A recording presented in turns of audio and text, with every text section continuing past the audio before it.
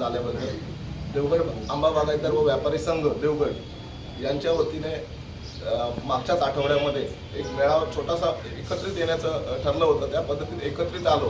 साधारण 500 शेतकरी तिकडे जमले होते। त्याच्यानंतर अध्यक्ष उपाध्यक्ष किंवा कमिटी नेमली गेली। त्याच्यानंतर काही ठिकाणी निवेदनं द्यायची ठरली होती। देवगड तहसीलदार, कृषी ऑफिस या ठिकाणी निवेदनं दिली। त्याच्यानंतर कलेक्टर ऑफिस आणि पालकमंत्र्यांना निवेदन द्यायचं होतं।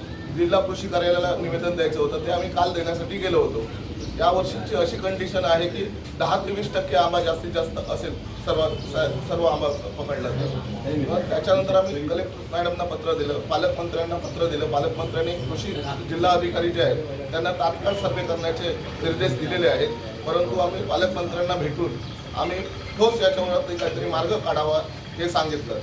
त्यांना हेही देखील सांगितलं की ज्या पद्धतीत तुम्ही मुख्यमंत्र्यांचे लाडके मंत्री आहात त्याचप्रमाणे तुम्ही देवगडवाल्यांचे आमदार म्हणून लाडके आमदार आहात। त्यामुळे जास्तीत जास्त शेतकऱ्यांना जास्तीत जास्त लवकर कशी मदत होईल याची दखल घ्या।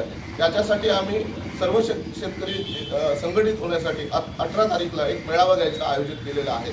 तो मेळावा जामसंडा येथे सांस्कृतिक भवन या ठिकाणी सकाळी 10 वाजता त्याची सुरुवात होणार आहे। दुपारी 1 वाजेपर्यंत तो मेळावा चालेल। प्रत्येक विभागातून आम्ही 4-4 जणांची कमिटी तयार केलेली आहे। त्या ठिकाणावरून त्यांना जबाबदारी दिलेली आहे की प्रत्येकाने आपापल्या गावामधून माणसं देवगडपर्यंत आणावी आणि जास्तीत जास्त संख्येने लोकांनी जमून तो मेळावा पूर्णत्वास न्यायचा आहे।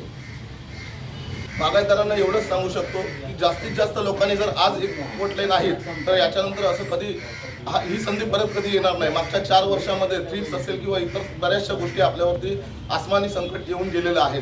त्यावेळी आपण कधी एकवटलो नाही।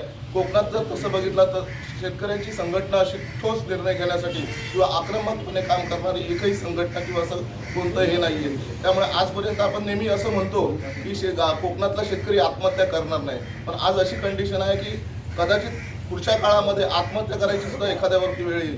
पण कुठल्याही शेतकऱ्याने एवढं टोकाचं पाऊल उचलू नये। परंतु यासाठी जर 18 तारीखला तुम्ही एकत्रित नाही जमलात तर आपल्यासाठी खूप मोठं हे नुकसान असेल।